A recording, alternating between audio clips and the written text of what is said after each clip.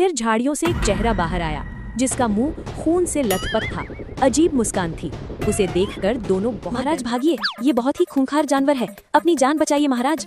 अरे किससे बात कर रही हो? मैं पहले ही भाग चुका हूँ, तुम भी भाग लो। फट्टू महाराज कहीं के मुझे छोड़ के क्या खाने थे, लाजवाब थे, बहुत मजा आया। हाँ भाई, तरह तरह के पकवान थे, मजा ही आ गया। भालू ने अपनी शादी में फुल दावत दी है। मैं तो चाहता हूँ उसकी रोज शादी हो, रोज खाने में कुछ खुशबू आई। अरे तूने कुछ गंध महसूस की? बड़ी अजीब सी सड़न वाली बदबू है, मानो कई दिनों से कोई लाश पड़ी हो। नहीं दोस्त, कोई भी गंध नहीं आ रही है। मुझे सर्दी हुई है, शायद इसलिए ऐसा लग रहा होगा। मेरे साथ चल, जरूर कुछ ना कुछ मिलेगा। वो गंध बहुत ही पास से दोनों एक झाड़ी के पास पहुँचे और उन्होंने देखा कि एक बाघ का शरीर पड़ा हुआ है। सिर्फ सिर ही ठीक है, बाकी शरीर किसी जानवर ने खा लिए थे।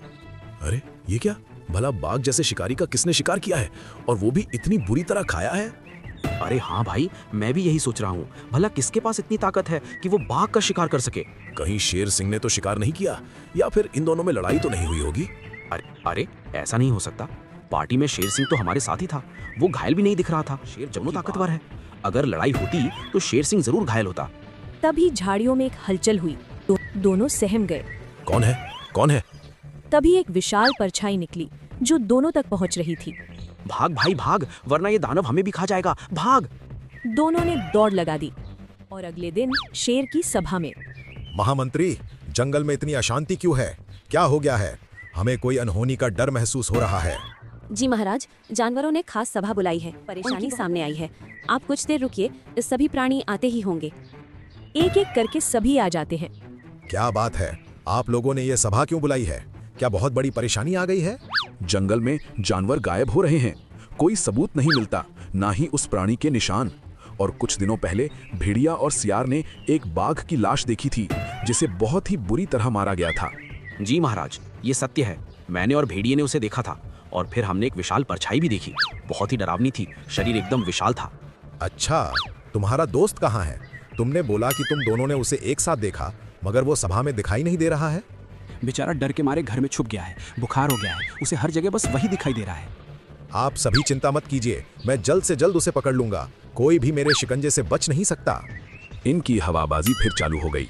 भगवान ही मालिक है। महामंत्री, सेना को तैयार करो, आज रात हम उस दानव को जरूर पकड़ेंगे। देखते हैं कि वो हमसे कैसे बच सकता है। महाराज, कौन से सेना की बात कर रहे हैं? सेना के नाम पर मैं और गिने हुए कुछ जानवर ही हैं जो जंगल पर निगरानी कर रहे हैं, और दानव का नाम सुन के वो भी घबरा रहे हैं। तो फिर जाओ, ऐलान कर दो, शेर सिंह किसी से नहीं डरता, चाहे वो दानव क्यों ना हो। ऊंची ऊंची बातें करने से कुछ नहीं होगा। चलिए देखते हैं असल में कोई जानवर है या कोई हमें बेवकूफ बना रहा है। चलिए। दोनों रात में चले जा रहे थे। थोड़े दूर चलने के बाद अजीब दुर्गंध आने लगी। अरे कैसी सड़ी गली दुर्गंध आ रही है, जैसे कोई जानवर कई दिनों से मरा हुआ हो। क्या तुम्हें भी वही खुशबू आ रही है? अरे हाँ महाराज, मुझे भी वही खुशबू आ रही है। लगता है नजदीक ही कोई जानवर में हुआ है। चलिए थोड़ी नजदीक चल के देखते हैं। दोनों नजदीक जाने लगे। पास जाकर देखते हैं कि एक मरा हुआ भैंस है जिसकी खोपड़ी सही सलामत है, मगर बाकी शरीर किसी ने बुरी तरह नोच लिया था। वो देखकर दोनों डर गए। भैंस का इतना भयानक हाल किया है। सियार सही कह रहा था, वो जानवर खूंखार है, हमें सतर्क रहना चाहिए। हाँ महाराज, रात भी बहुत हो चुकी है। मुझे लगता है वो विशाल खूंखार शिकारी आसपास होगा। चलते हैं यहाँ से। नहीं नहीं, हमें इसका राज बाहर लाना है। हमने जानवरों से वादा किया है, अगर ऐसा नहीं किया तो मेरी थू-थू हो जाएगी। तभी झाड़ियों से एक विशाल परछाई बाहर आई, जिसे देखकर दोनों बहुत डर गए। महाराज, हिम्मत रखिए, अब हमें लड़ाई के लिए तैयार रहना है। होश संभाल के रखिए। फिर झाड़ियों से एक चेहरा बाहर आया जिसका मुंह खून से लथपथ था। अजीब मुस्कान थी। उसे देखकर दोनों, महाराज भागिए, ये बहुत ही खूंखार जानवर है, अपनी जान बचाइए महाराज। अरे किससे बात कर रही हो? मैं पहले ही भाग चुका हूँ, तुम भी भाग लो। फट्टू महाराज कहीं के मुझे छोड़ के भाग गया। भाग बसंती भाग, वरना तुझे ना वीरू मिलेगा ना जय मिलेगा। जानवरों को अगली सुबह मेरी लाश मिलेगी। दोनों दम लगा के भाग गए, सीधे गुफा में घुस गए। अगले दिन कुछ जानवर गुफा के पास पहुँचे। अरे महाराज कहाँ हैं? आज सभा नहीं ली, हमें जानना है कि उन्होंने उस दानव के बारे में पता लगाया कि नहीं। अरे एक नंबर का फट्टू राजा है। मैंने आज तक इतना कायर राजा नहीं देखा। कल हम इसे पकड़ने गए थे, हमने देखा कि एक खूंखार ऊंट जिसने एक भैंस का शिकार किया था हमारे सामने आ गया, और ये महाराज उससे लड़ने के बजाय दुम उठा के भाग गए और मुझे भी वहीं छोड़ दिया था। किस तरह जान बचा के आई हूँ। अच्छा, इसका मतलब वो एक ऊंट है। लेकिन अजीब बात है, जहाँ तक मैं जानता हूँ एक ऊंट कभी मांस नहीं खाता और ना ही कोई शिकार करता है। तो फिर वो कैसा ऊंट है? ये मांसाहारी ऊंट होगा, क्या पता उसे मांस बहुत पसंद हो। मैंने एक जमाने में सुना था कि एक ऐसा जानवर था जो शाकाहारी के बीच रहकर उनका ही शिकार करता है और हमेशा छुपा रहता है, कभी पकड़ में नहीं आता। ये तो बहुत बड़ी मुसीबत है। हमें कोई बढ़िया उपाय करना चाहिए ताकि इस दानव को पकड़ा जाए। सभी प्राणियों ने एक प्लान बनाया। उन्होंने एक जाल बनाने की योजना बनाई। तो प्लान ये है कि ये बकरा रात को घूमने निकलेगा और हम सब झाड़ियों में छिपे रहेंगे और जैसे ही वो दानव ऊंट आएगा हम उसे दबोच लेंगे। अरे भला मुझे चारा घोटाले की तरह क्यों यूज कर रहे हो? अगर तुम सब भाग गए तो मैं उसका चारा बन जाऊंगा। मैं ये नहीं कर सकता। विश्वास कर यार, तुझे कुछ नहीं होगा क्योंकि तू हीरो है और हिंदी फिल्मों में हीरो को कुछ नहीं होता। लगता है तूने शोले फिल्म नहीं देखी है भाई। लास्ट में हीरो जय मर जाता है और ठाकुर की बहू जो पहले से विधवा है वो फिर से विधवा। बकरा सही कह रहा है, मैंने शोले देखी है। वीरू बसंती के साथ भाग जाता है बिना अपने दोस्त का अंतिम संस्कार किए। तू इसे क्यों डरा रहा है? बात हो चुकी है, बकरा ही मोहरा बनेगा। हम सब फैल जाएंगे, सब शांत रहेंगे, सही समय का इंतजार करेंगे। सभी के कहने से बकरा राजी हो जाता है और एक जगह पर खड़ा हो जाता है। सभी जानवर झाड़ियों के पीछे छुपे थे। हे भगवान, आज बचा लेना। 21 बार आपका नाम लूंगा और ये जंगल छोड़कर चला जाऊंगा। ये जानवर मेरे नाम का सौदा करते हैं, कहाँ फंस गया हूँ मैं। रात भर सभी प्राणी इंतजार करने लगे, लेकिन वो दानव ऊंट अभी तक नहीं निकला। सुबह हो गई, सब इंतजार करके थक गए। चलो चलो, लगता है उस ऊंट को भनक लग गई थी। किसी और दिन हम उसको जाल में फंसाएंगे।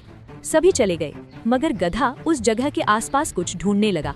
तभी उसे ऊंट के पैरों के निशान दिखाई दिए, मगर 2 और अन्य जानवरों के निशान भी थे। मुझे पक्का मालूम था वो आएगा, मगर ये 2 निशान किसके हैं? और सबसे अजीब बात है, उसने हमला किया क्यों नहीं? और तो और उसने इतना पक्का सबूत क्यों छोड़ा? और तो और वो शेर के सामने क्यों आया होगा? आखिर अपराधी कभी भी अपना चेहरा नहीं दिखाता। जरूर बहुत बड़ी साजिश चल रही है। ये मामला कुछ और ही है। गधा जंगल में कुछ और सबूत जुटाने गया। परेशान हालत में वैद्यराज हाथी दिखाई दिए। क्या हुआ वैद्य जी, मुंह लटकाए क्यों बैठे हो? भाभी जी ने खाना नहीं दिया क्या? अरे बकवास बंद करो भाई। ये देखो, जंगल की जड़ी बूटियां गायब हैं। इनसे बहुत ही ताकतवर दवाइयां बनती हैं, मगर कुछ दिनों से खास दवाइयां लगातार चोरी हो रही हैं। गधे का दिमाग चल पड़ा। उसे अब कुछ न कुछ गड़बड़ का संदेश महसूस होने लगा। उसने कुछ सोचा और सीधे शेर सिंह के पास पहुंचा।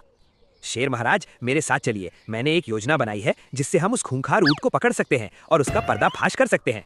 क्या बकवास कर रहे हो? मैंने अपनी आंखों से देखा है। वो जालिम खूंखार है। वो बाघ का शिकार कर सकता है, भैंस को मार सकता है। तो हम क्या चीज हैं? हम उसे नहीं पकड़ सकते। ये ख्याल दिमाग से निकाल दो। एक बार मेरी योजना सुनिए, फिर आपको खुद ब खुद मालूम हो जाएगा कि वो कौन है और किस लिए आया है। गधा उसे अपनी एक चाल समझाता है और शेर सभा बुलाकर ऐलान करता है। मेरे साथियों, खूंखार ऊंट की दहशत बढ़ती जा रही है। जानवर गायब हो रहे हैं। कोई उसे पकड़ने की सारी कोशिशें विफल हो रही हैं। इसलिए सभी जानवर ध्यान दें। जब तक वो पकड़ा नहीं जाता, कोई भी रात में बाहर नहीं निकलेगा। सभी ने शेर की बात मानी और शाम होते ही जंगल वीरान हो जाने लगा।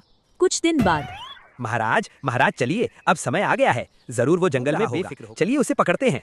दोनों दबे पांव घूम रहे थे, तभी उन्हें कुछ खाने की आवाज आई। पास जाकर देखा तो वही खूंखार ऊंट मांस खा रहा था, मगर उसकी बॉडी बहुत ही अलग थी, जिसे देखकर दोनों हैरान थे। ये कैसा प्राणी है? बहुत ही भयानक दिखाई दे रहा है। इसकी बॉडी अलग है, मुंह और पैर तो बिल्कुल ऊंट की तरह है। चल गधे, इस पर हमला कर। रुकिए महाराज, अभी तो और राज बाहर आएगा। देखते रहिए कि आगे आगे क्या होगा। तभी 2 भेड़िए वहां आ पहुंचे। उसे देखकर शेर दंग रह गया। जग्गा और काला, ये दोनों क्या करने आए हैं? बाप रे, ये तो मेरे सबसे बड़े दुश्मन हैं। जरूर इन्होंने इस दानव को बुलाया होगा ताकि मेरा जंगल बर्बाद हो जाए। अरे कहाँ मर गए थे? बिना पंजों और बिना चेहरे के इस गैंडे का मांस फाड़ना आसान नहीं है। जल्दी से साथ काम करो, अभी इस जंगल में और दहशत फैलानी है। जब जग्गा ने मुखौटा निकाला, दोनों दंग रह गए। वो जंगल का भेड़िया था जिसने ऊंट की खाल पहन के जानवरों को डरा रहा था। ये वही भेड़िया था जिसने ऊंट की परछाई देखने की बात कही थी। शेर और गधे झाड़ियों से बाहर आ गए। उसे देखकर जग्गा और कालू मौका देखकर भाग गए, मगर भेड़िया नकली ऊंट का खुर पहना था, भाग नहीं पाया और धड़ाम से नीचे गिर गया। दुष्ट भेड़िए, तेरी इतनी हिम्मत! जिस थाली में खाता है उसी में छेद करता है। बता, तूने ये सब, वरना अच्छा नहीं होगा। भेड़िया डरते हुए कहता है, महाराज मुझे माफ कर दीजिए, मैं आगे से ऐसा नहीं करूंगा। बस थोड़ी सी मजबूरी थी, इसलिए ये सब करना पड़ा। मजबूरी? ऐसी भी क्या मजबूरी थी कि तुम मेरे दुश्मनों से मिलता था? वो तुम्हारे क्या लगते हैं, मुझे सच बताओ। महाराज, वे मेरे सौतेले भाई हैं। खौफ पैदा करना चाहते थे ताकि यहाँ की कीमती औषधियाँ और जड़ी बूटियाँ चुरा सकें। लेकिन तुमने इतने बड़े बड़े जानवरों का शिकार कैसे किया? इन्हें शिकार करना तुम लोगों की बात भी नहीं, तो आखिर कैसे ये सब किया? हमने पहले से मरे हुए जानवर ढूंढे या जो मरने के कगार पर थे, फिर उनके शरीर का ऐसा हाल किया और जानबूझकर सिर को सही सलामत छोड़ा ताकि सब डर जाएं और घरों में छुप जाएं। मगर तुम्हें ये दवाइयाँ क्यों चाहिए? भला ऐसा क्या हुआ है कि तुम्हें ये सब चाहिए? मेरे भाइयों के लिए सभी जानवर बुखार से तड़प रहे हैं। इस जंगल की खास जड़ी बूटियां ही उनका इलाज है, लेकिन पुरानी दुश्मनी की वजह से हम मांग नहीं सके, इसलिए चोरी का रास्ता अपनाना पड़ा। मैं मानता हूं कि हमारे बीच कई सालों से दुश्मनी है, मगर आज भी मुझे मालूम नहीं कि आखिर दुश्मनी क्यों है। ये पूर्वजों से चली आ रही है, लेकिन मुझमें दयालुपन की भावना है।